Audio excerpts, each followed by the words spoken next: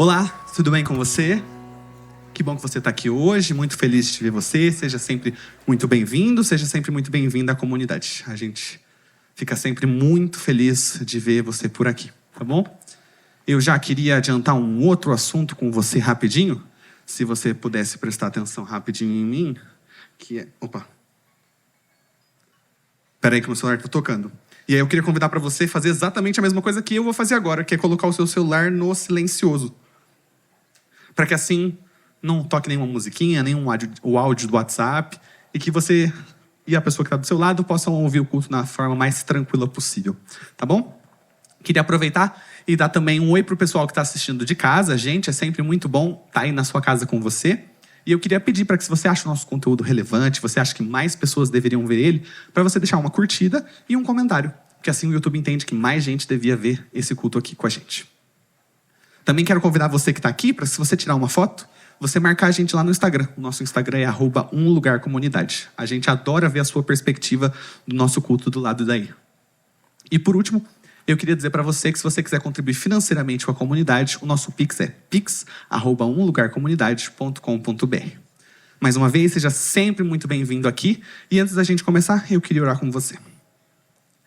Querido Deus, muito obrigado porque temos mais um sábado e mais uma oportunidade de estarmos juntos em comunidade. Muito obrigado por este espaço, por esses irmãos, e que o Senhor sempre nos acompanhe na nossa jornada. Em nome de Jesus, amém.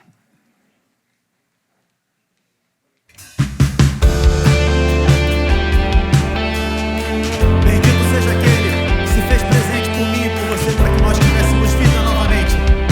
Seja muito bem-vindo nesse sábado pela manhã. Vamos todos nos colocar de pé e louvar o nome do Senhor. Vamos juntos. Tudo é provisão, homem sobre a terra e o que brota desse chão. Tudo vem do Pai, Deus se fez presente na semente a germinar.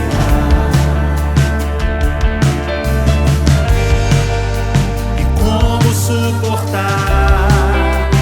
Nada vem de nossas obras.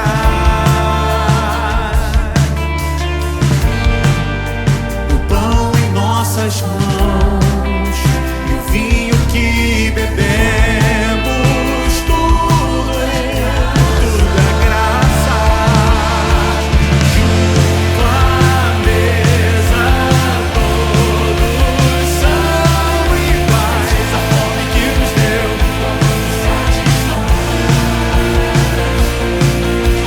morte e vida em um só lugar. O corpo que morreu, presente que Ele dá.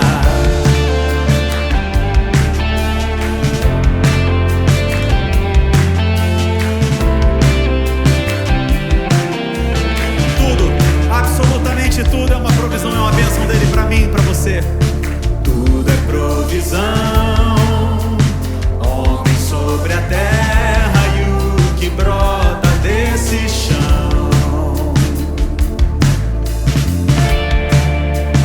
Tudo vem do Pai, Deus se fez presente na semente a germinar.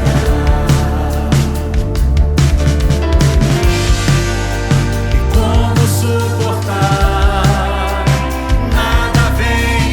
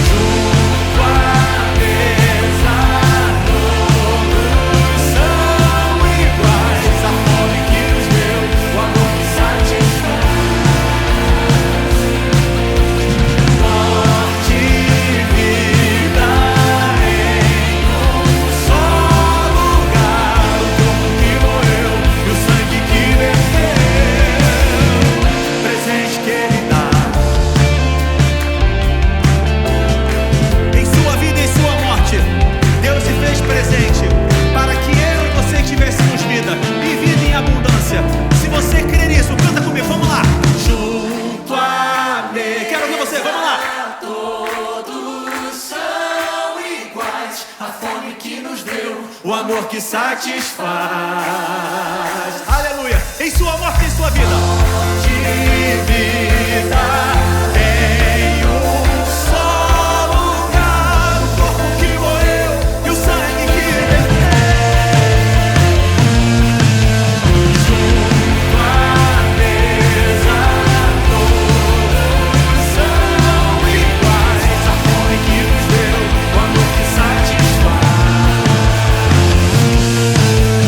Morte e vida em um só lugar, o corpo que morreu e o sangue que verteu, presente que ele dá.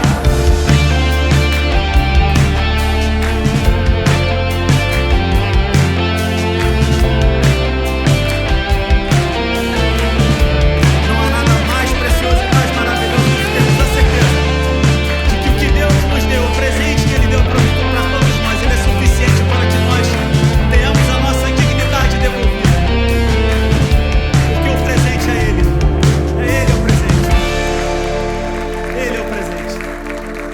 Ele é o presente que nos faz retornar à mesa dEle e reconhecermos a soberania dEle e reconhecermos quem Ele é a partir daquilo que Ele faz. E o gesto mais poderoso e mais simbólico que revela quem Ele é e que faz com que os nossos olhos se abram é o momento em que Ele parte o pão e que nós temos a oportunidade de reconhecê-lo. Quem é esse que vem nos abraçando? Quem é? Quem é esse que vem nos constrangendo com o olhar? Ele é tão sábio, ensina em amor. Ele é tão manso, cuida dos corações. Quem é esse que vem nos abraçando? Quem é esse que vem nos constrangendo com o olhar? Ele é tão sábio, ensina em amor. Ele é tão manso, cuida dos corações. Ele entrou em casa, ele está na mesa, ele nos observa, sabe que o esperamos. E ao partir o pão, os nossos olhos se abrem e reconhecemos quem tu és. Ao som da tua voz,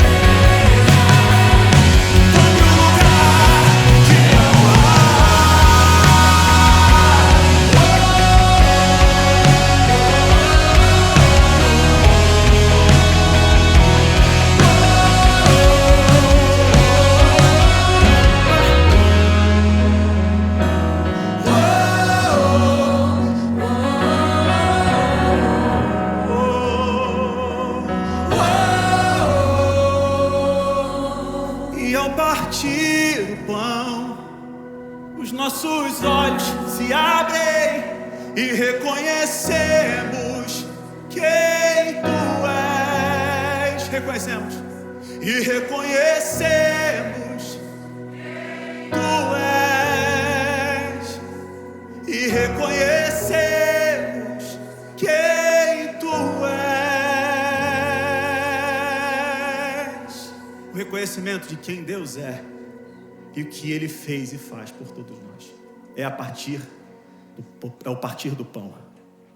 E é nesse momento em que Ele parte o pão que os nossos olhos se abrem, é que nós temos a total consciência de que estamos na mesa dEle. O pão é Ele e é Ele quem reparte por mim e por você. E todos nós fomos chamados aqui, nesse lugar. Esse lugar aqui, simbolicamente, é a mesa de Deus. E você foi aceito e recebido do jeito que você é. Portanto, esse é o seu lugar, porque Ele te tornou digno de estar aqui. Fui convidado à mesa, larguei minhas defesas e vim reconhecer. Não mereci estar aqui, mas eu não vim sozinho. Comigo trouxe a mim, felizes ou feridos, gente que escutou.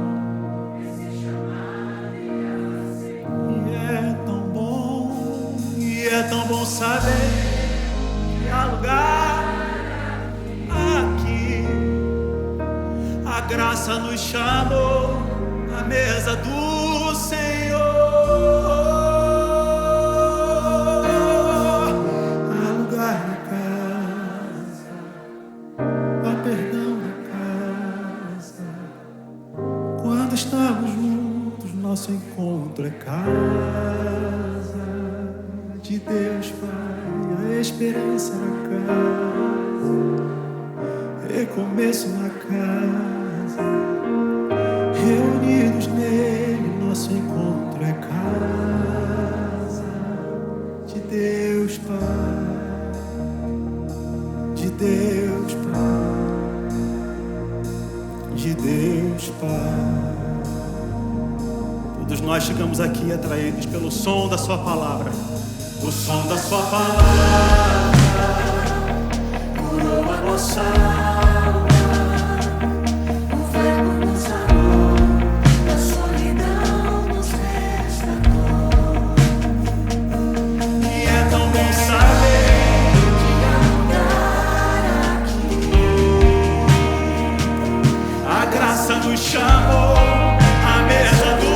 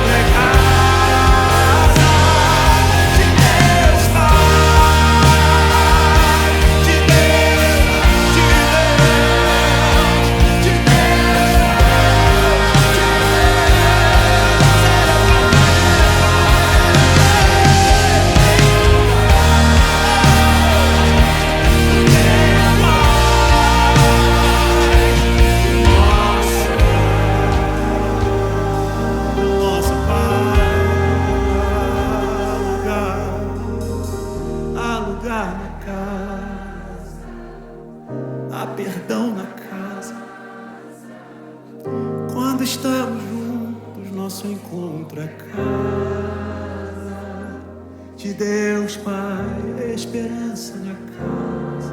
Recomeço.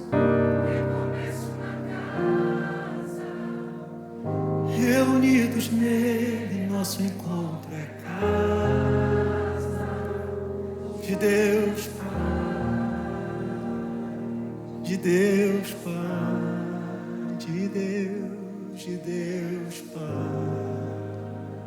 Pai é meu, Pai é seu, Pai é nosso, do meu Pai, Ele é teu, do teu Pai, do nosso Pai.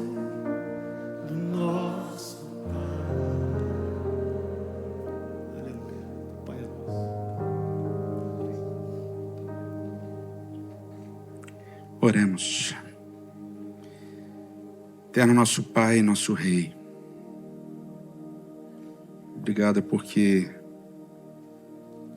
todos podem estar contigo, todos podem sentar contigo, todos podem comer contigo. E em Ti todos nós somos amados. Muito obrigado por isso. E que agora que mais uma vez vamos abrir a Tua palavra, falar da Tua palavra, que o Teu Espírito continue trabalhando na nossa mente, no nosso coração, para que esse amor que a gente recebe transborde. É o que nós te imploramos em nome de Cristo. Amém.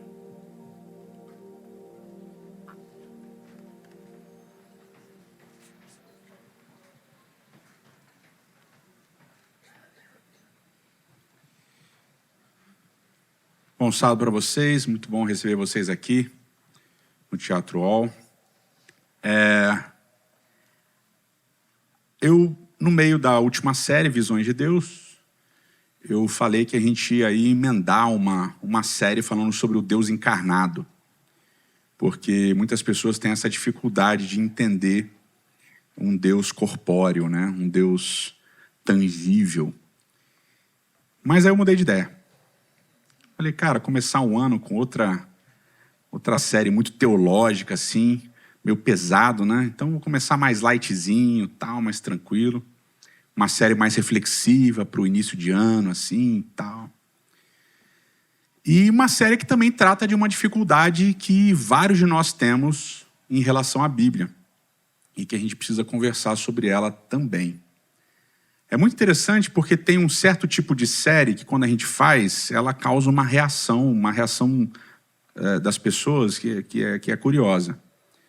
Por exemplo, a gente falou uma vez sobre heróis, né? E botamos um ponto de interrogação e falamos sobre os personagens do livro de Juízes. E aí o pessoal, pô, mas vocês estão detonando os personagens bíblicos e tal, pintando quadros muito negativos desses personagens e tal. Aí ano passado a gente falou sobre os excluídos e incluídos, né? Também o pessoal ficou muito chocado com esse tipo de coisa. Eu acho que tem duas reações principais, né? O pessoal que vê e nunca tinha ouvido falar dessas histórias bizarras e reage mal, porque lembra dessas histórias da escola bíblica, da escola sabatina de infância, né? Então só lembra das partes coloridinhas da história e tal, e muitas vezes nem lê o texto bíblico para conhecer de verdade as histórias. Então fica meio chocado e acha que a gente está inventando. Não, vocês estão inventando, isso daí não é assim e tal, está exagerando demais e tal. E tem outra galera que fala, putz, esses personagens bíblicos, eu odeio esses caras e tal, como é que Deus lidou com esses caras, isso é um absurdo, como é que esses caras eram assim e Deus deixava e tal. Tem essas duas reações. Então a gente precisa trabalhar um pouquinho melhor, né, para entender essa dinâmica. Bem recentemente, acho que tem no máximo uns 10 dias, talvez um pouquinho mais, um pouquinho menos, eu não estou muito bom de cabeça dessas coisas, mas aí nessa série de reflexões que a gente está fazendo todo dia de manhã, entre 5h30 e 6 horas da manhã, falando sobre o livro de Salmos, teve um dia que eu falei sobre o Salmo 3, né? E o Salmo 3, ele começa com um subtítulo interessante, dizendo assim, esse é um salmo que Davi compôs quando estava fugindo de Absalão. E aí eu resolvi contar a história do contexto, né, de quando Davi escreveu esse salmo. E é uma história levemente bizarra, né? Basicamente, Davi, o homem segundo o coração de Deus, Deus chamou Davi, ungiu Davi ainda jovem, né, bonito, ruivo, né, os ruivos são espetaculares e tal. E aí Davi cresce, e ele é tão bonzinho, Saul quer matá-lo, mas ele foge. E aí ele tem a chance de matar Saul, mas ele não mata, porque ele é um homem de Deus e tal. E ele demora um tantão de tempo de quando ele é ungido até ele realmente assumir o reinado sobre Israel. Davi maravilhoso, mas ele assume o reinado e Deus vai dando vitórias, várias vitórias militares para Davi. Mas aí o negócio começa meio degringolar, né? Davi não vai mais para a guerra, ele resolve ficar no palácio dele, ele olha lá a mulher do amigo dele e tal, que ao contrário do que a galera diz, ela não estava se mostrando, ela estava na casinha dela, escondida lá, mas Davi sim estava querendo ver alguma coisa. E aí Davi basicamente abusa dela, né? Que ali o que rola basicamente é um estupro. E aí ele manda matar o amigo dele. E aí no meio dessa confusão toda, que o filho morre, e aí depois ele se deita de novo, se casa com Batseba, e aí vai ter o filho que é Salomão. No meio dessa bagunça toda de Davi, a família dele está vivendo lá e loucamente também. Um dos irmãos se apaixona pela outra, eles eram meio-irmãos, se apaixona pela outra, estupra também. Que o pai estupra, o filho estupra, tá tranquilo, né? E aí o irmão da irmã estuprada pelo meio-irmão resolve matar o meio-irmão, e mata, e foge. E aí fica uma confusão, aí Davi depois faz as pazes com ele, traz ele de volta para o palácio. Mas aí Absalão volta de volta, ficou bom, volta de volta para o palácio, e aí ele resolve armar um esquema para tirar o pai. Ele fica 4 anos armando um esquema para tirar o pai. E aí depois de 4 anos ele reúne uma galera num lugar distante, e ele se declara rei, pega um exército e desce para matar o pai em Jerusalém. Família tradicional bíblica. A família tradicional bíblica. Maravilhosa, né? Então, é sempre impressionante quando você vai ler as histórias das famílias na Bíblia. Assim, é uma bagunça, é caótico, é louco, é um pior que o outro. É o sogro que engana o genro, é a nora, é o filho que faz não sei o que lá com o pai, é o pai que faz não sei o que lá com o filho. Né? Só vocês lembrarem lá Noé, Jacó, Abraão, Isaac, todos os caras aí, você vai ler, a família tradicional bíblica é terrível. Terrível. E as pessoas ficam indignadas, falam assim, mas Deus não fez nada, mas como é que pode, tal, papapá, por que essas histórias estão na Bíblia, como é que Deus permitiu esse tipo de coisa, tal. Muita gente reage assim. A primeira resposta é uma resposta técnica, tá? Que obviamente não é o que a gente vai explorar, mas é importante para mim falar sobre ela. Narrativa é a construção basicamente de personagens. Quando você constrói bons personagens, o que acontece com quem está lendo? Quem está lendo se empolga, quem está lendo fica entretido, quem está lendo se identifica na história. E como é que você constrói bons personagens? Você constrói bons personagens quando eles não são personagens caricatos. Você constrói bons personagens quando eles têm uma gama de emoções. Alegria, tristeza, ódio, quando eles se dão mal, quando eles se dão bem também. São personagens que a gente chama completos, porque toda a gama da experiência humana acontece com eles. E aí, o que acontece com quem está lendo? Se identifica. Ok? Se identifica. Esse é um recurso narrativo, essa dubiedade, essas cores, digamos, cinzas. O personagem, ele não tem cores definidas, ele é uma mistura de cores. É uma técnica narrativa extremamente relevante e muito rebuscada. Tanto é que na época que a Bíblia foi escrita, essa era uma técnica basicamente que a Bíblia usava. Você não tem essa técnica sendo usada em outros livros para falar dos seus heróis. Ok? Não tem. Então a Bíblia era inovadora também. Hoje, nos últimos 20, 30 anos, a principal corrente da indústria de filmes, de livros e tal, sacou como é que a coisa funciona. Então, se você gosta de super-heróis, sei que tem os Homens de Ferro, os negócios lá, e tem o Batman. Eu sei que eles são, tipo, de grupos de... Um é Marvel e o outro é alguma coisa lá. DC, né? DC ficou bonito, né? Em inglês e tal. DC. Se vocês lembrarem, teve um personagem que foi construído dessa maneira dúbia, dessa maneira nova de construir personagens completos desses super-heróis primeiro. Eu lembro, porque eu gostei muito, eu não gostava muito desse personagem, que é o Batman. Lembra do Batman? O Batman era, ai, coitado, ficou órfão, não sei o que lá, mas é herdeiro, papapá, e ele tá promulgando a justiça, não sei o que lá. Aí vem aquela trilogia do Cavaleiro das Trevas. E nessa trilogia do Cavaleiro das Trevas, como é que eles pintam o Batman? É um personagem complexo, ele é dúbio. Ele busca a justiça a qualquer custo, às vezes ele faz um negócio meio errado. A motivação dele para fazer as coisas às vezes não é boa. Lembram disso? E aí bombou o negócio. E a partir dali, basicamente todos os personagens começaram a ser construídos dessa maneira meio dúbia. No mainstream mesmo dos super-heróis. Por quê? Porque as pessoas... Antigamente as pessoas gostavam do vilão. Pô, você assiste Star Wars, é o Darth Vader. O Luke Skywalker, pô. Ah, o bonzinho, coitadinho, ele só sofre e tal. Ninguém quer só o cara que sofre. Você quer o cara que tá lá, que é mau, mas que de repente fala, eu sou seu pai e tal. Aí todo mundo, ai meu Deus, ele é mau, mas ele é bom e tal. Ai, que maneiro e tal. A galera gostava dos vilões. A partir dessa mudança, os super-heróis voltaram a ter esse protagonismo. Ou seja, isso é um recurso técnico, tá? De narrativa. Gravou isso, beleza. Agora... vamos para a próxima parte. Por que os personagens são pintados dessa maneira? Bom, o título da série é A Arte da Imperfeição. E é baseada, a série é baseada no livro de mesmo título, ou seja, A Arte da Imperfeição, de uma estudiosa, uma acadêmica americana chamada Brené Brown. Tá?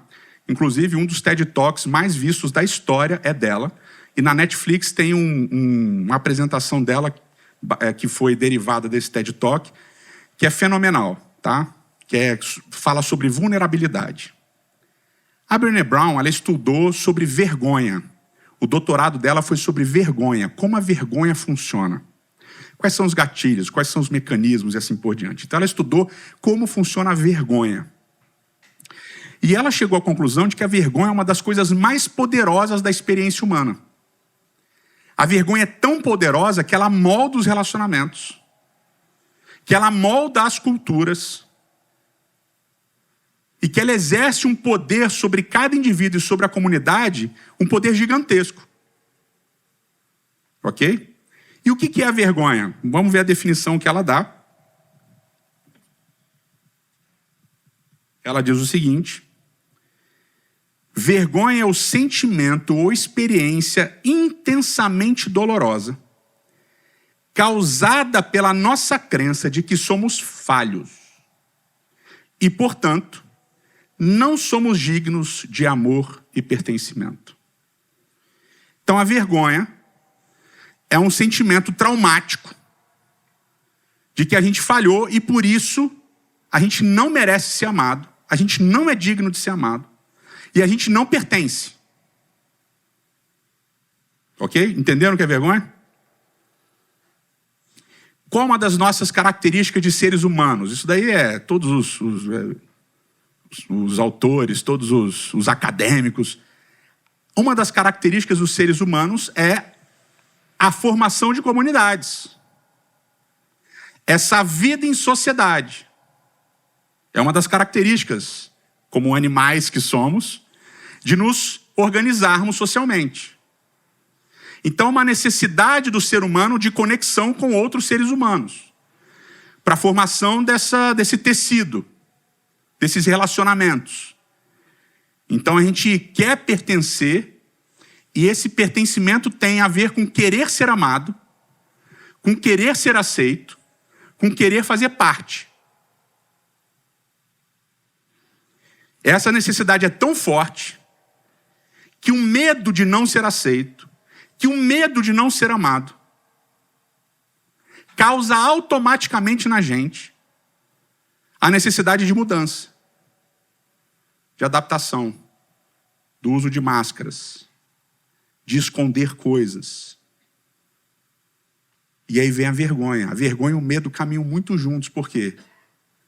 Eu tenho medo que descubram quem eu sou. Eu tenho medo que descubram o que eu fiz.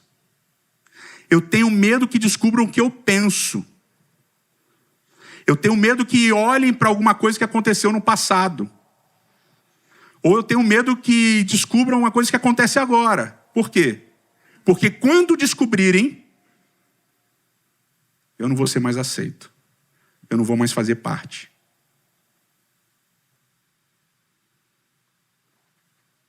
Quem já experimentou isso daí? Não precisa levantar a mão, não. Mas quem já experimentou isso daqui? E isso é extremamente poderoso.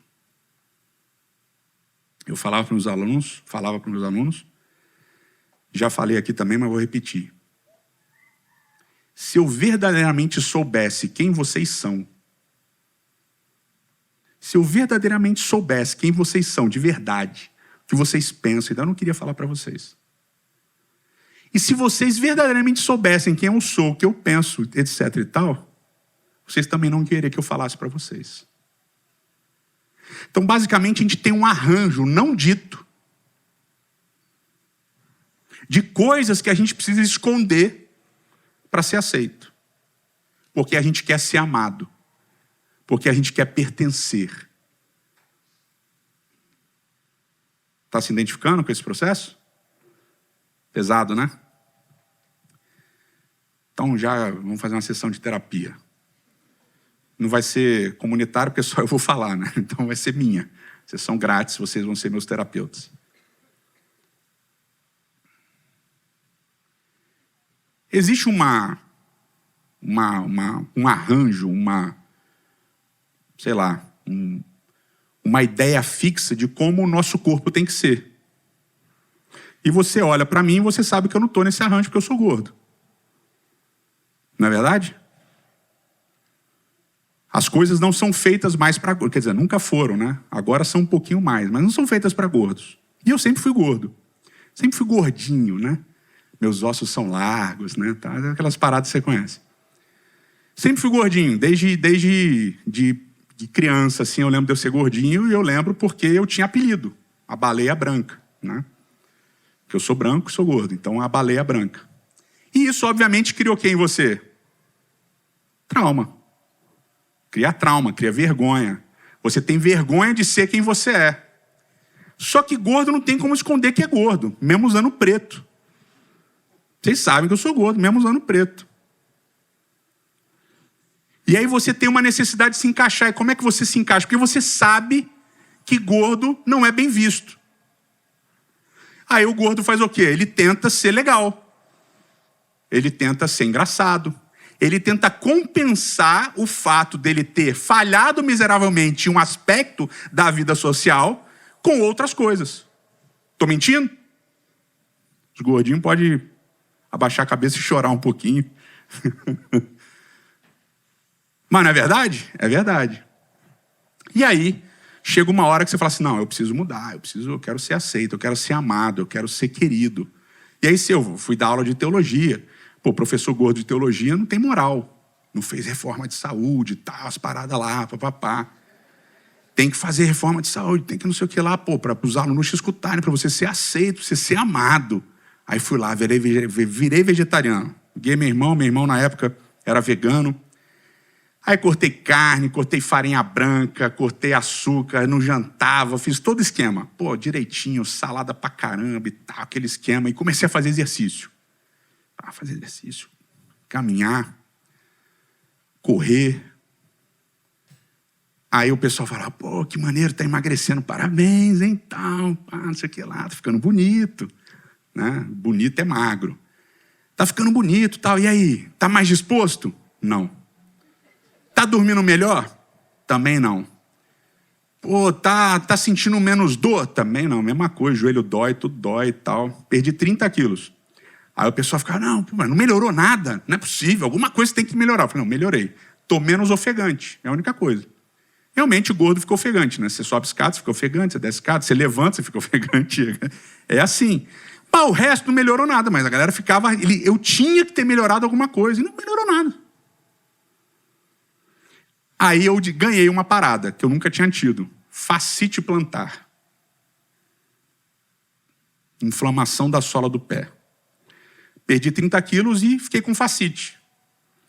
Aí fui no médico, cheguei no médico. Eu não sabia que era fascite até o médico falar, né? Não, isso daí é fascite plantar e tal, porque você é gordo. Aí eu falei, quê? Você é gordo e tal, tem que emagrecer. Eu falei, acabei de perder 30 quilos. Emagrecer mais, aí a fascite vai sumir, porque magro não tem fascite. Não, veja bem. Magro tem fascite, mas é genético. Eu falei, porra, que maneiro, né, cara? Tipo assim, mano, o magro tem as doenças, é sempre genético, é estresse, não sei o que. O gordo tem a doença, é porque ele é gordo. O gordo tem câncer, é porque é gordo. Tem um tumor cerebral, porque é gordo. E o magro? Não, o magro é genético, estressado, leva uma vida muito estressante e tal. Como é que você se sente? É ou não é? Caraca, velho, como assim, mano? Porque eu sou gordo. O magro não tem fascite, mas se tem é por outro motivo. Você fica com algum trauma. Aí você quer voltar no médico? Você não quer. Por que você não volta no médico? Porque você vai no médico, mas você é gordo. Você vai tirar o apêndice, porque você é gordo. Você vai tirar a vesícula, você é gordo. Parece que magro não perde apêndice nem perde vesícula também. Eu perdi os dois também. Sabe, a terapia está sendo boa hoje. Mas você cria trauma. E tem um estereótipo do gordo. Você vai na casa das pessoas, as pessoas nunca acham que você vai comer só um prato. Você tem que comer 2, tem que comer 3. Aí a pessoa faz salgadinhos, né? Amendoim, aqueles negócios de entrada. Depois tem a salada, depois tem um prato principal, depois tem a sobremesa. E aí você tem que repetir em tudo, porque você é gordo. Não é verdade? Então são umas coisas que acontecem que geram trauma em você. Porque você quer ser aceito, você quer ser amado. Aí você passa a criar mecanismos. Em público você come menos. Você evita sair para comer com a galera. Você vai criando mecanismos de defesa. Agora, isso tudo são histórias engraçadas. Agora, imagina um preto que vive numa sociedade branca, em que a branquitude comanda. O que ele não tem que fazer para se adaptar nessa sociedade, nessa comunidade, para ser aceito? Vai alisar o cabelo. Vai ser super, hiper, ultra gentil. Porque se ele for levemente estressado, aí tá vendo? Vai me assaltar, vai me roubar, não sei o que lá, tal. E se ele for LGBT? Que vai ter que esconder da família, no trabalho, na igreja, com medo de não ser amado, com medo de ser expulso dos ambientes que ele vive, em que ele foi criado, em que ele cresceu, ou ela. E de gordo é engraçadinho, mas e o resto? Como é que a gente vai lidar com essas pessoas que estão morrendo, literalmente, por vergonha de não serem aceitas? Porque querem ser amadas e querem amar. Então a vergonha vai trabalhar assim. Mas como é que é o amor? Eu gosto da definição que ela deu também. Ela diz o seguinte: amor não é somente algo que damos ou recebemos. Amor é algo que nutrimos e cultivamos. Nós cultivamos o amor quando permitimos que nosso eu mais vulnerável e poderoso seja totalmente visto e conhecido. Ou seja, quando a gente deixa de usar máscaras. E quando honramos o vínculo espiritual que brota desse presente de confiança, respeito, bondade e afeição. Então o amor verdadeiro é quando eu, através das minhas ações, mostro quem realmente eu sou para quem? Para outra pessoa. E a outra pessoa, ao ver quem eu realmente sou, o que ela faz? Ela me acolhe. Ela me aceita. Ela me ama apesar das minhas imperfeições. Porque o que acontece muitas vezes é que a gente mostra para as pessoas o que elas querem, o que a gente sabe que elas querem ver. E é uma comparação, é um meme maravilhoso. A nossa vida em sociedade, em comunidade religiosa, ela é muito parecida com as fotos de viagem do Instagram. É tudo lindo. Ninguém vê quantos casacos você estava usando, ninguém vê o perrengue que você passou para estar lá, ou a quantidade de dinheiro que você teve que economizar, ou a quantidade de dinheiro que você está gastando e depois vai ter que pagar. Ninguém vê, mas a foto está bonita. Mas o amor não é isso. O amor não é a fachada. O amor é quando eu permito me mostrar e a outra pessoa consegue me ver e me aceitar. Isso, inclusive, para mim mesmo. E aqui vem uma parte muito forte que ela diz: só conseguimos amar o outro na medida em que amamos a nós mesmos. Ou seja, eu só consigo olhar para as vulnerabilidades e imperfeições do outro quando eu olho para as minhas primeiro e consigo viver com elas. E ela termina na definição dela dizendo o seguinte: vergonha, culpa, desrespeito, traição e negação do afeto causam danos às raízes das quais brota o amor. O amor só consegue sobreviver a essas feridas se elas forem reconhecidas, curadas e sanadas. Então, para haver relacionamento verdadeiro de amor, você precisa ser plenamente você, 100% você, em todas as esferas da sua vida. Você não pode esconder nada. Agora, peraí. Parênteses. Não sai daqui tirando a sua armadura e tirando as suas máscaras e agora eu vou ser eu. Calma. Você vai apanhar muito. Primeiro faz isso com as pessoas próximas, que você já confia, já tem um grau de relacionamento e confiança. Faz isso com seu companheiro, com a sua companheira. Faz isso com seus pais, faz isso com seus filhos, talvez. Faz isso com as pessoas que você já tem um relacionamento mais longo. Mas começa em algum lugar. Porque é necessário que, para sermos uma comunidade de fé de verdade, a gente se conheça e seja conhecido de verdade. Com todas as nossas vulnerabilidades, imperfeições e até pecados. Porque senão não brota o verdadeiro amor. Porque senão o que a gente vai cultivar uns com os outros é uma vergonha disfarçada. E onde tem vergonha, tem medo. E aí a gente volta para a Bíblia. Por que essas histórias estão na Bíblia? Por que uma história tão escabrosa como a da família de Davi está na Bíblia? Por que uma história tão ruim como a de Noé ficando bêbado e sei lá o que aconteceu entre ele e o filho? Por que a história de Jacó tão difícil? Por que tantas histórias na Bíblia são tão complexas e tão na Bíblia? Pensa em Davi. Depois de tudo que ele fez, quando Jesus veio, como é que Jesus era chamado? Jesus, filho de Davi. Quem eram os filhos de Davi? Quem eram os filhos? Amon, né, que eu já contei, estuprou a irmã. Absalão, que matou o irmão, que depois tentou matar o pai. Esses eram os filhos de Davi. E Jesus vem e é chamado de filho de Davi. Ou seja, Deus não abandonou Davi. Deus não largou a mão de Davi. Deus não rejeitou Davi. Deus não deixou de abençoar Davi, de cuidar de Davi. Aí quando eu leio essa história, não significa que Deus aceitou o que Davi fez, bateu palma para o que Davi fez. Mas nas imperfeições de Davi, nas limitações de Davi, nos pecados de Davi, Deus continuou do lado dele.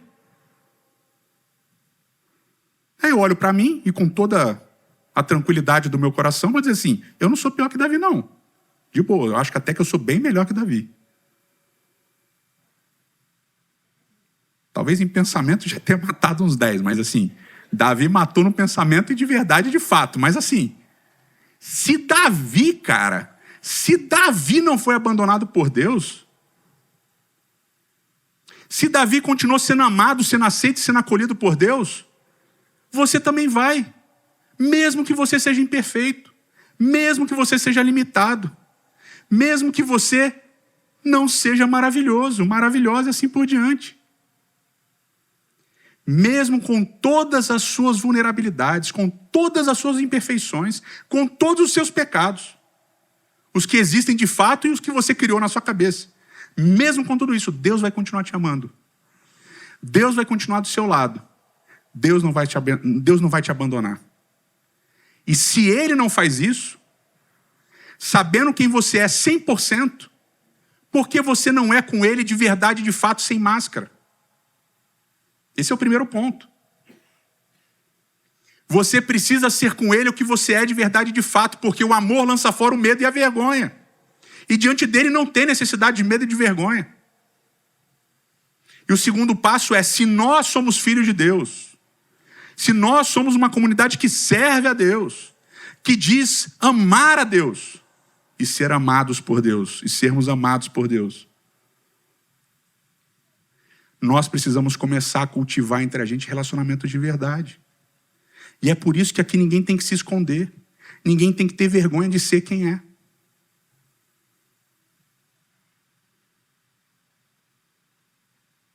Seja você.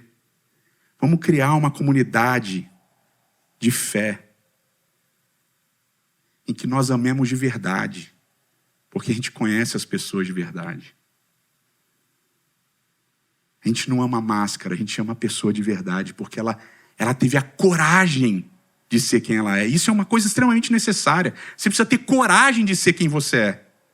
Você precisa admitir quem você é, para você mesmo primeiro, e depois para todo mundo. E não só admitir quem você é, mas admitir as suas imperfeições. Você precisa ter coragem para isso.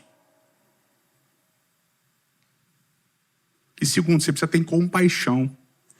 Compaixão é sofrer junto, sofrer com. Você precisa ter compaixão de você mesmo. Sofrer com você com as suas limitações, sofrer com você com as suas imperfeições. Mas você precisa ter compaixão do outro também. Do que o outro é, das limitações, das vulnerabilidades do outro também. E quando você se entende, você começa a entender melhor o outro também. Como é que funciona essa coragem, essa compaixão? Continuando a minha terapia aqui, né?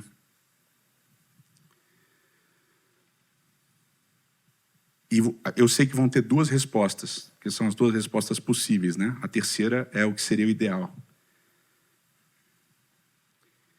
A gente tem, muitas vezes, dificuldade de, por exemplo, receber elogios, porque a gente tem essa cultura, sei lá, e tal. Eu tenho muita dificuldade de receber elogio.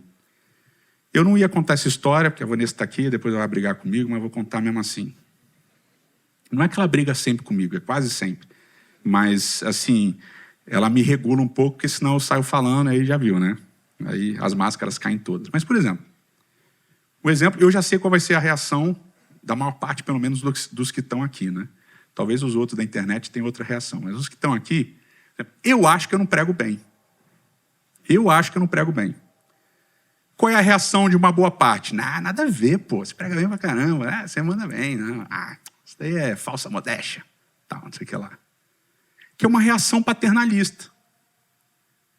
Eu estou me abrindo, sendo vulnerável, colocando diante de vocês uma coisa que eu acho que é uma limitação minha, uma imperfeição minha, e você reage diminuindo a minha imperfeição. Tá ligado? Ou você pode reagir dizendo assim, realmente acho que você... É que você é legal, mas pregar bem você realmente não prega, mas você é legal. Aí você pega a pessoa que já está se sentindo mal, sendo vulnerável, e você joga ela lá para baixo e dá uma pisadinha. São essas as duas reações que geralmente acontecem quando você se abre. Ou o seu sentimento é menosprezado, ou a pessoa pega o que você contou e realmente te joga lá para baixo e fica pisando, às vezes até pulando, né? Não é verdade? Mas qual é a reação? Pensa. Cara, interessante, né? A autocrítica é uma coisa complexa, né? Às vezes também tem coisas que as pessoas dizem que eu faço bem, mas eu não consigo ver. Eu entendo o seu sentimento. Perceberam a diferença? Aí eu gosto de contar sempre essa história porque eu acho o máximo. Pai viajando com bebê a primeira vez em avião, em ônibus, em qualquer lugar. Cara, bebê chora, esperneia, suja todas as fraldas que você levou e mais algumas. Suja a roupa, é uma desgraça. Chora a noite toda, incomoda todo mundo. Como é que o pai e a mãe estão se sentindo? Péssimos, envergonhados. Estão com medo e com vergonha porque eles sabem que naquele voo eles foram odiados. Aí você que é um pai um pouquinho mais experiente, você passa e fala assim, mano, sei exatamente o que você está sentindo. É ruim mesmo. Fica tranquilo, tem um monte de gente que não gostou do teu filho chorando, faz parte. Mas, cara, eu sei o que você está sentindo e vai passar. Você entendeu? Coragem de admitir e compaixão quando as pessoas são vulneráveis com você. E a gente termina lendo um texto. Você já deve imaginar que texto é. É um texto lindo que a gente encontra lá em 1 João capítulo 4.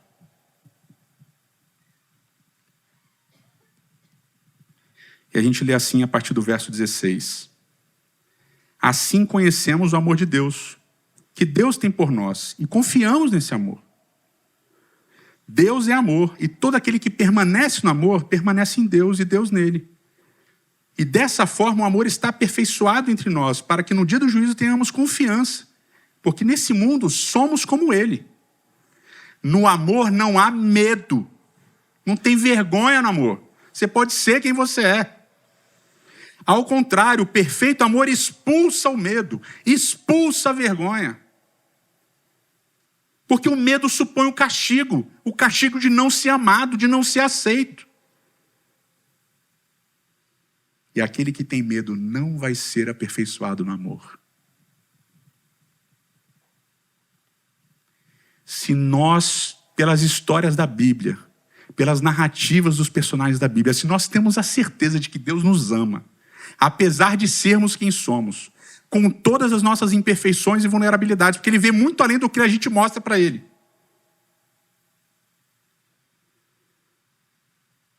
A gente não precisa ter medo nem vergonha dEle. E se a gente é uma comunidade que se diz de filhos de Deus, filhos de Cristo, que tudo amou e tudo entregou, a gente não pode sentir vergonha dos outros. E a gente não pode usar vergonha como uma arma de manipulação das pessoas.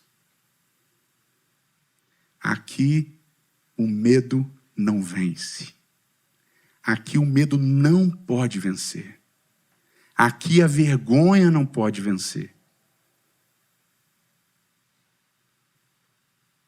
Aqui o amor vai lançar fora o medo e a vergonha. E você vai poder ser quem você é, de verdade e de fato, e ser amado por quem você é, de verdade e de fato. Eterno nosso Pai, nosso Rei,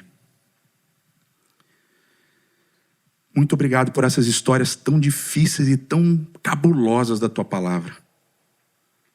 Muito obrigado porque nessas histórias a gente percebe a Tua graça e o Teu amor. E ao percebermos isso, a gente percebe que a gente também é amado, que a gente também é aceito, que a gente também é acolhido por Ti. Por isso, Senhor, nos ajude a sermos uma comunidade que lança fora o medo e a vergonha. Nos ajude a sermos uma comunidade que entende, que tem a coragem de admitir imperfeições e que tem a compaixão de viver com essas imperfeições. Nos ajude a sermos uma comunidade que vive de verdade o Teu amor. É o que nós te imploramos em nome de Cristo. Amém.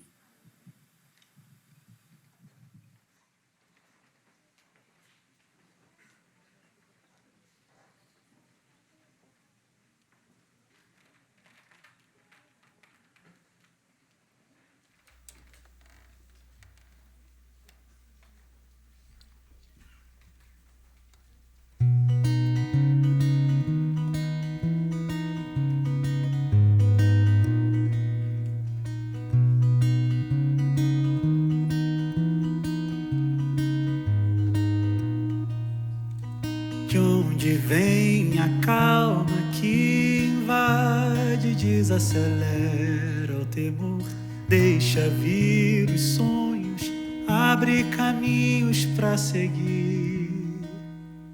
Se é tão longe, não precisa pressa, o vento é quem leva. E uma voz que soa dentro do peito diz que o amor lança fora o medo, me refaz e me faz sonhar de novo. Minha paz não é mais segredo, invadiu meus dias mais sombrios, fez morada em mim. O amor,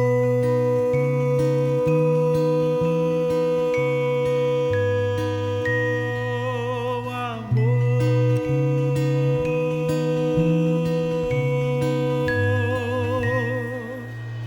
De onde vem a calma que invade, desacelera o terror, deixa vir os sonhos, abre caminhos pra seguir.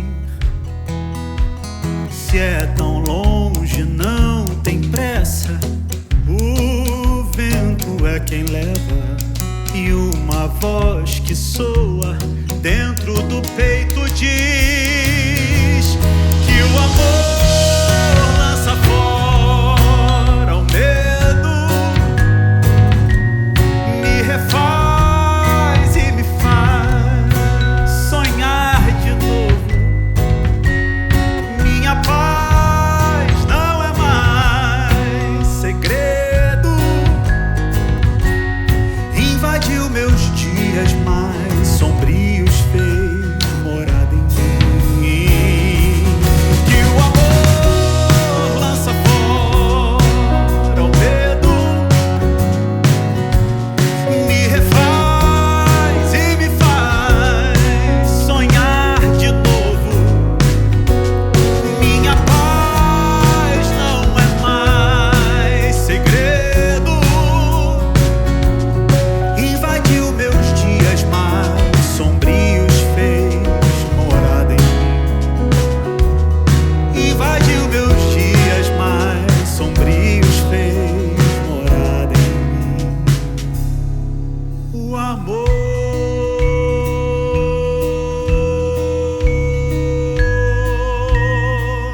o amor,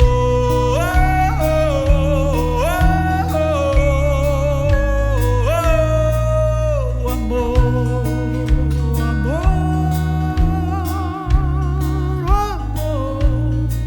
o amor.